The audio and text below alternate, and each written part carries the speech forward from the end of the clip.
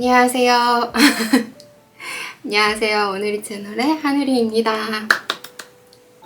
네, 반갑습니다. 오늘은 간만에 이렇게 최근에 읽은 책 리뷰랑 그런 영상을 남겨보려고 이렇게 카메라 앞에 서게 되었습니다.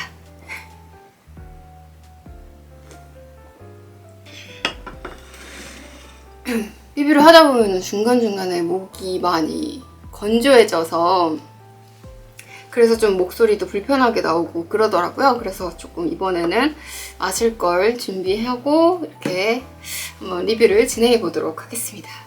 제가 이제 2025년도 됐고 벌써 2월도 중반이 넘어가서 이제 곧 3월이 올 텐데요. 날씨는 아직 춥긴 한데 그래도 부쩍 봄 기운이 조금 느껴지긴 하는 것 같아요. 뭐랄까, 근처 나무에 이제 목련 꽃몽우리 같은 것도 맺히고 왠지 모르게 마음이 좀 설레이기도 하는 것 같고 해도 좀 길어지기도 한 것 같아서 이제 곧 봄이 오는구나. 예, 추운 겨울이었지만 그래도 이제 곧 봄이 오지 않나? 이런 마음에 좀 설레이기도 하고 이제 본격적으로 2025년을 시작해야겠다 이런 마음도 들고 왠지 모를 조바심과 설레임 이런 그 계절이 변화하는 느낌 때문에 조금 마음이 많이 싱숭생숭한 요즘입니다. 여러분들은 어떻게 지내고 계실까요? 그래도 모쪼록 건강히 항상 건강히 그리고 하시는 일 무탈하게 잘 지내셨으면 좋겠습니다. 그러면 이제 제가 여태까지 2025년 2월에 읽은 책들 리뷰를 하려고 이렇게 카메라 앞에 서게 됐는데 첫 번째, 짠! 이 책. 이거는 그 1월 독서 모임 책으로 읽은 책이에요. 그래서 세계를 움직인 10가지 프레임이라고 하는 그 인문학 서적이고요. 이 책은 그 이동진님의 파이아키아에서 책 소개해 주시는 거 보고 궁금해서 읽기 시작했고 1월에 책으로 읽었는데 재밌었어요. 그때 마침 좀 여러모로 좀 뒤숭숭한 사건들도 많았고 또 뭔가 당연한 게 당연하지 않던 그런 시기를 맞이했었잖아요. 그래서 뭔가 되게 혼란스러웠던 시기였던 것 같아요. 작년 말과 연초에. 그래서 너무 혼란스러운 시기에 이 책에 대해서 알게 되고서 이 뒤에 보면은 우리가 좀 유명하게 알고 있는 것들, 그런 뭐 패는 칼보다 강하다, 아는 것이 힘이다, 그리고 민중에게 권력을 주는 게 민주주의다, 뭐 이런 식으로 우리가 아무런 무비판적으로 혹은 아무런 의심 없이 진리라고 받아들였던 것들에 대해서 그것들이 이런 개념이 태어나게 된 배경과 또 문맥, 그리고 역사적 그 배경이 된 사건들을 소개하면서 이 문맥 속에 담겨져 있는 진짜 의미에 대해서 소개를 해주는 것들이거든요. 그래서 재밌었어요. 예를 들어서 패는 칼보다 강하다. 우리는 그렇게 알고 있지만 그게 사실 어떤 문맥 속에서 그런 식으로 표현이 되는 거고 어떤 역사성을 갖고 되어 있는가 뭐 이런 것들에 대해서 꼬집어주고 그리고 우리가 현대 문명화라고 하는 그 개념에 대해서 새롭게 생각할 수 있는 그런 인사이트를 주는 책이었어요. 어떻게 보면 우리가 지금 굉장히 서구화되어 있잖아요. 그런 삶의 모습들이 거의 다 비슷비슷하고 물론 자본주의와 또 혹은 그 세계화의 물결 속에서 이제 좀 어떻게 보면은 멀리 떨어진 나라임에도 불구하고 좀 비슷비슷하게 살고 있죠. 비슷한 것들을 먹고 비슷한 것들을 입고 비슷한 것들을 향유하고 그런데 이게 어떤 역사적인 맥락과 문명화라고 하는 그 말에 내포되어 있는 것들을 좀 더 내밀히 들여다보면 그 서구에서 말하는 문명화의 모습으로 우리가 그렇게 획일화된 것이라는 그 저자의 주장이 나옵니다.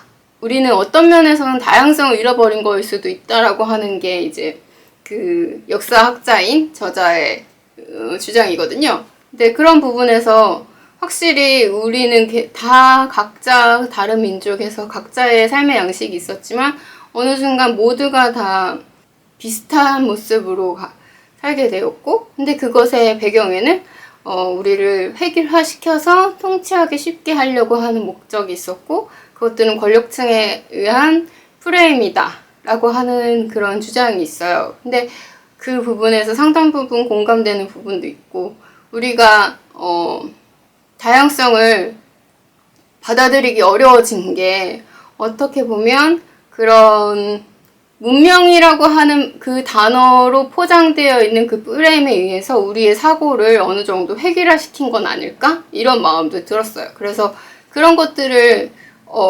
물론 우리가 조금씩 생각하고 있지만 조금 더 날카롭게 비판하면서, 그리고 우리가 너무 당연시했던 것들을 다시 한번 그 역사적인 맥락에서 다시 한번 짚어본다는 의미에서는 재밌었던 것 같아요. 그래서 뭐 엄청 새로운 것은 아니지만 우리 모두가 조금씩은 알고 있지만 그래도 그런 거를 또 조금 더 다른 관점, 그리고 서구화의 반대편에서의 관점에서 조금 더 다른 관점에서도 한번 그 당연시되는 것들을 되짚어봐야 되지 않을까, 이런 시각들을 제시해주는 책이었습니다.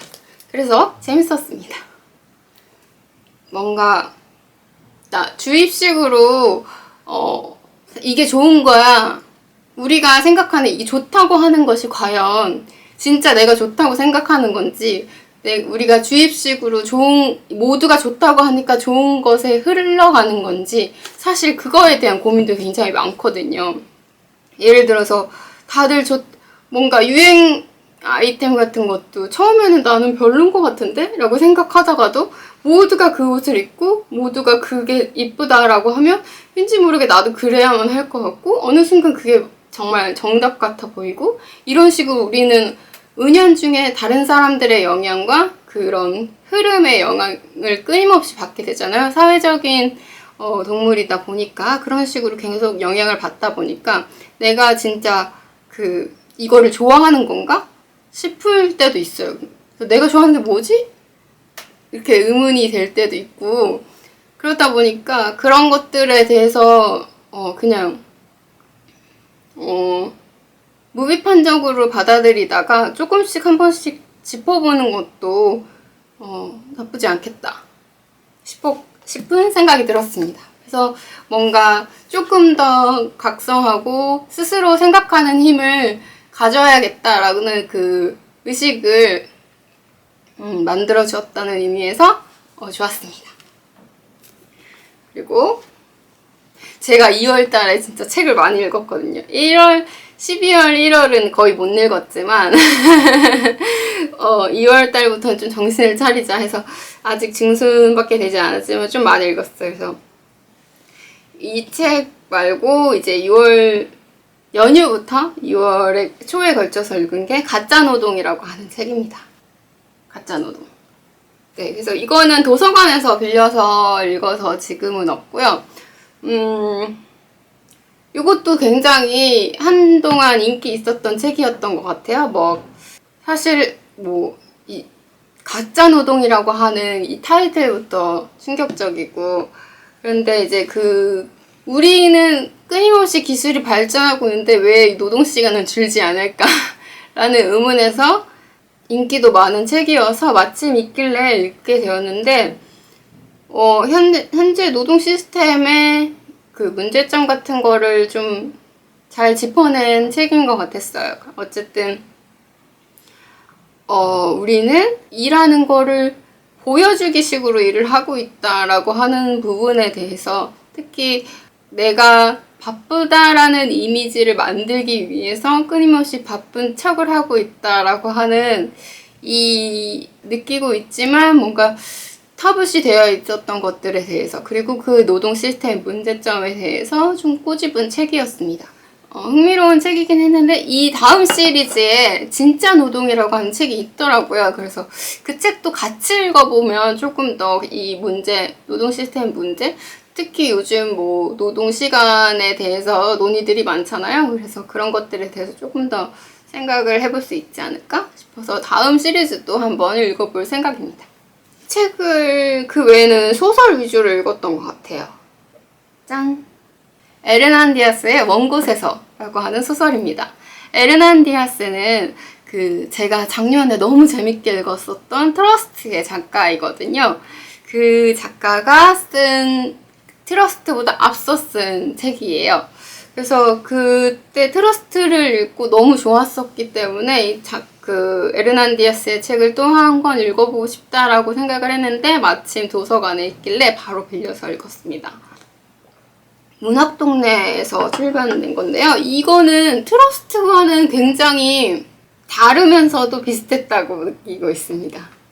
이게 사실 트러스트적인 재미는 없었어요. 그러니까 재미는 있어요. 근데 트러스트적인 재미, 제가 기대했던 트러스트적인 재미는 없었어요. 그래서 조금 말이 이상하긴 한데, 트러스트 같은 경우에는 뭔가 어떠한 하나의 사건을 두고 혹은 하나의 인물을 두고 어떻게 보느냐의 관점에 따라서 이 인물이 다르게 보이고, 그리고 우리는 그런 시각의 영향을 되게 많이 받는다. 어떻게 보느냐에 따라서 같은 인물도 다르게 보인다. 혹은 또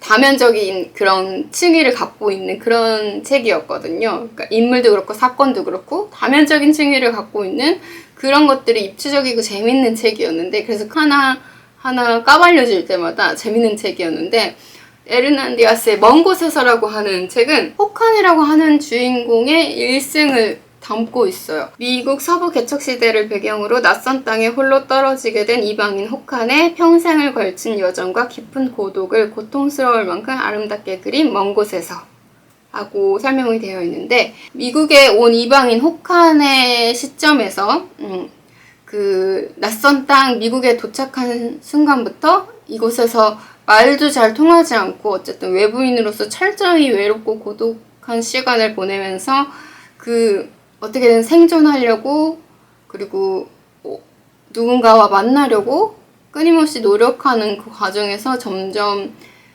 고립되고 상실하고 그리고 투쟁하고 이런 과정들이 평생에 걸쳐서 나오거든요. 그래서 호칸의 그 여정을 담담하게 그린 작품인데, 너무 황량한 황야에 홀로 있는 호칸이라 보는 내내 너무 외롭고 너무 고독하고 또 말도 통하지가 않으니까 얼마나 고독하고 외로울까. 교류를 원활하게 할 수 없는 그 외로움, 그리고 황야에 홀로 떨어진, 그리고 거기서 기댈 곳 없이 생존해야 한다는 그런 위협 등을 홀로 헤쳐나가는 호칸의 외로운 삶을 그리고 있어요. 그래서 이방인으로서의 외로움을 주로 그린 것 같은데, 이게 나중에 책을 다 읽고 나면 그 황량하고 거친 황야와 그 넓은 대륙에, 끊임없이 펼쳐진 넓은 대륙에 그 황량한 대지와 길을 끊임없이 걸어가는 호칸의 모습, 이런 것들이 떠오르고 좀 많이 외로울 것 같고 너무 막막하고 쓸쓸한 그런 풍경이 펼쳐지거든요. 그래서 이 책은 좀 보는 내내 뭔가 먹먹했어요. 먹먹하고 외로웠어요. 저도 좀 이 책을 마침 읽은 시기가 뭔가 외부 활동이 별로 없고 집에서 고립되어 있는 상태에서 읽은 책이었기 때문에 뭔가 되게 힘들게 읽기는 했던 것 같아요. 그래서 뭔가 가끔 우리 이곳에서 나는 이방인이구나라고 느껴지는 순간이 있거든요. 그러면 굉장히 외롭고 친구가 물론 있지만 그래도 어쩔 수 없이 느껴지는 그 본질적인 외로움도 있는 것 같아요. 사람은 누구나. 그래서 그 끊임없이 갈망하지만 그렇지만 채워지지 않는 무언가 때문에 끊임없이 외로움을 느끼고 그 안에 그 공허를 메우고 싶어 하지만 쉽게 메워지지 않는 그 공허함 이런 것들을 좀 폭넓게 관계에서의 외로움 등등 그리고 계속 고립되어가는 혹한의 상황들도 조금 안타깝기도 하고 해서 좀 먹먹하게 읽은 책이었습니다. 그렇지만 트러스트답지는 않지만 정말 대단한 작가다라고 느낀 거는 그걸 정말 밀도 있게 쓴 것 같아요. 정말 이 작가도 정말 고통스럽게 썼겠다라고 느껴질 정도로 읽는 내내 제가 좀 고통스러웠거든요. 근데 이게 왜 고통스럽냐면 그 묘사를 정말 섬세하게 했기 때문에 이게 다 고스란히 느껴지고 이 감정을 공감하면서 물론 시대도 다르고 배경도 다르지만 그 본질적으로 인간이라면 누구나 공감할 수 있는 부분의 포인트를 정말 섬세하게 묘사를 했기 때문에 나라와 인종을 떠나서 나라와 뭐 언어를 떠나서 인간이라면 공통적으로 갖고 있는 어떤 부분들을 건드리는 책이기 때문에 공감하면서 읽었던 것 같습니다. 그래서 되게 힘들지만 놓을 수 없는 이 혹한이 어떻게 되는지 끝까지 지켜보고 싶어서 책을 놓을 수 없었던 책이었습니다. 그래서 재밌게 읽었습니다. 그리고 최근에 읽은 책 또 있습니다. 짠! 마이클 핑클의 예술도둑이라고 하는 책이고요. 이것도 이동진님의 파이아키아에서 추천을 받아서 읽은 책인데요. 이 책은 스테판 브라이드 비저라고 하는 그 인물에 대해서 쓴 책입니다. 스테판 브라이드 비저는 한 200여 점의 미술작품을 유럽 각국의 크고 작은 박물관과 미술관에서 훔쳤는데요. 그래서 초반에는 이 사람이 어떻게 그게 가능했는가, 초반에 시작된 시작점과 이게 가능할 수 있었던 이유, 그리고 또 이런 보안상의 취약점들 이런 것들에 대해서 얘기를 하고 또 뭐 사실 하나 훔치기도 했는데 200여 점의 작품들을 훔쳤다라고 하는 건 정말 믿기지가 않잖아요. 그래서 그게 어떻게 가능할 수 있었는지에 대해서를 쫓고 그리고 잡히고 나서 그 후의 이야기들 그리고 그 사건들이 일어나게 된 몇 가지 우연들과 그런 것들에 대해서 쓰고 또 말미에는 그 인물 그 자체에 대해서도 서술하고 있거든요. 일단은 이렇게나 많은 작품을 훔쳤다라고 하는 거에서 흥미를 유발했고요. 그래서 읽기 시작했고 그 인물이 초반에는 뭔가 되게 영웅담처럼 이야기가 흘러가다가 후반에 가면은 뭐 그 인물의 뭐 결핍과 이런 것들을 그 인물을 분석하는 그런 내용으로 이루어지는데요. 그래서 가볍게 읽기 좋은 책이었던 것 같습니다. 뭔가 조금 뒷맛은 씁쓸했던 것 같아요. 뭔가 결국에는 범죄자이기도 하고 그가 아무리 어떤 논리를 펼치더라고 하더라도 그가 이 행위를 한 것 자체는 자기 자신의 이익을 위해서만이거든요. 그래서 그런 이기적인 목적으로 범죄를 저지른 거고 그런 욕심에 의해서 그리고 결국에는 아무리 어떤 궤변을 늘어놓더라도 정당화되지 않는 이유로 이 범죄를 저지른 거기 때문에 그래서 그냥 좀 그러니까 초반에 조금 많이 화려하게 서술이 돼서 그 부분이 굉장히 흡입력 있고 또 뒤에 얘기가 궁금하기도 해서 약간 범죄 영화를 보는 듯한 그런 느낌은 들었던 것 같습니다. 그래서 그렇게 가볍게 읽기에는 괜찮은 책인 것 같습니다. 그리고 또 이거는 바로 어제 읽은 책인데요. 정소연 작가님의 가해자들이라고 하는 책입니다. 이 책은 층간소음을 다루고 있어요. 그래서 그 한때 뭐 지금도 뭐 그런 고통이 있을 수도 있지만 한때 엄청나게 큰 문제가 되었던 층간소음을 테마로 다루고 있는데 그 정말 밀도 있게 쓰던 책인 것 같아요. 그래서 각자가